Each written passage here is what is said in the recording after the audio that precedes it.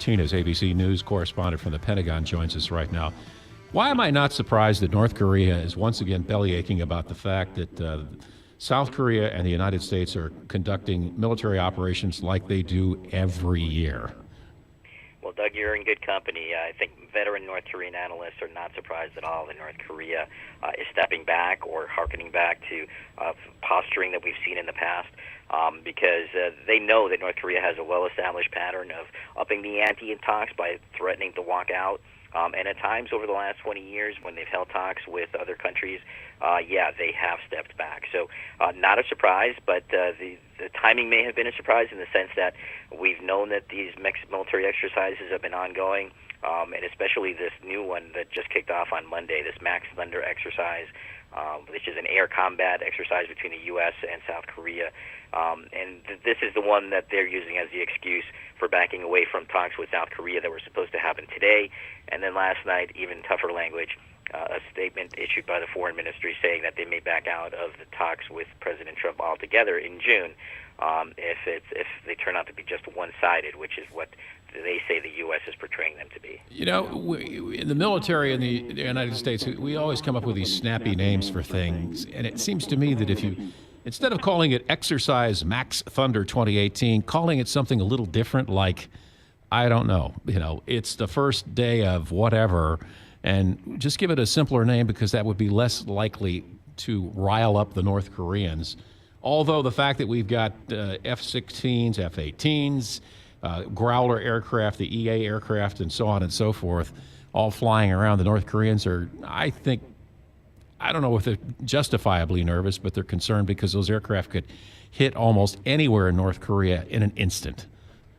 Well, they could, and but again, the U.S. and South Korea is saying, you know what, these are defensive exercises. This isn't about us striking inside North Korea. This is about us practicing our maneuvers, making 58 work well together. And let's face it, regardless of what you call these exercises, they take place every year. North Korea knows that they can mark it on the calendar when they're going to take place.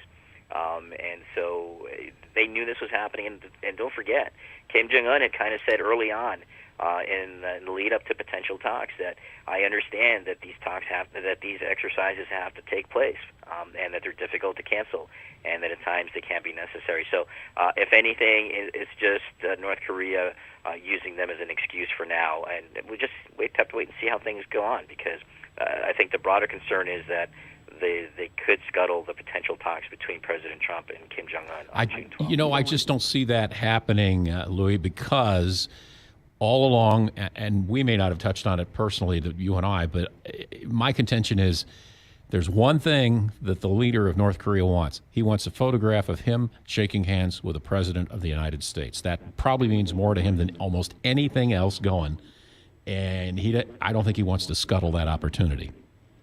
It's a good possibility.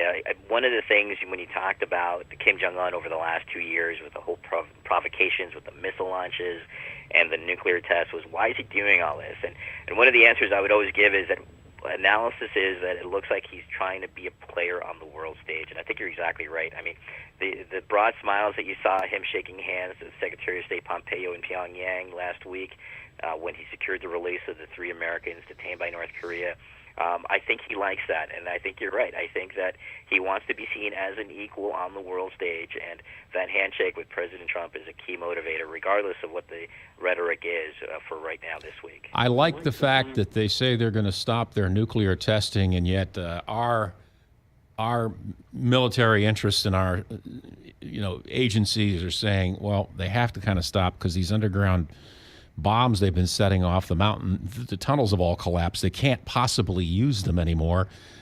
So it's kind of like, yeah, we're going to stop, but it's not because the tunnels have all collapsed and we can't use them, And they're inviting the press to go see the scuttling of that complex next week. And it remains to be seen whether that's actually going to happen. But we've already seen satellite imagery seems to show that they are working to scale back their operations there. Now, you're going to get some mixed information as to whether, some of the tunnels, there are 5 tunnels that they use there. 2 of them are definitely collapsed and no longer usable. But I think some U.S. analysts had said that maybe some of the others were still usable. But there's probably some practicality there. You can, if nothing's going to work, if something's not going to work at a location, then this is a good excuse as any to say, hey, we're just abandoning it. You're a news correspondent for ABC. You're based at the Pentagon. But if the opportunity presented itself, would you go to North Korea? U.S. law forbids us from traveling to North Korea, but I could use that as an excuse. However, there is an exemption for journalists. Right. I think if you chase the story wherever you go, and if our organization believes that there are proper security guarantees, I sure, why not? And just to restate that, Bob Woodruff is a colleague of mine, and he's been to North Korea multiple times. So I think he's fine with that. I guess the point is, if you're a visible person and you're in the media, your chances of having difficulties with the North Koreans are less than if you're Doug McKelvin, lesser media person who. And frankly, I don't ever want to go to North Korea. It's just not. It's not on my bucket list, not by any stretch of the imagination, to go there. I just think it's too risky. You could get picked up on almost anything. I mean, you could have a Bible in your hand, and you could be arrested and thrown in the clink without cause. But it will be interesting to see the exposure and the openness of the North Korean government in the days and weeks to come. And let's just assume for a second that what they're doing here is just saber rattling on this exercise Max Thunder 2018. Yeah, it would seem like it. And if anything, it's par for the course. I mean, North Korea experts say they've anticipated some kind of pushback from North Korea at some point, that the optimism just was the most surprising thing that they'd seen from the North so far. And so if anything, hey, a little reality check is good just to see exactly where North Korea wants to proceed with things. Because at some point they were going to have to scale back what that, all the feel-good sounding statements that we've seen from Kim Jong-un and others. Well, if you ever make it to North Korea, send me a postcard. I'd like to have something from there. Thanks very much for your time, Louis. You got it, Doug. Thanks again. All right, Louis Martinez, ABC News correspondent in the Pentagon.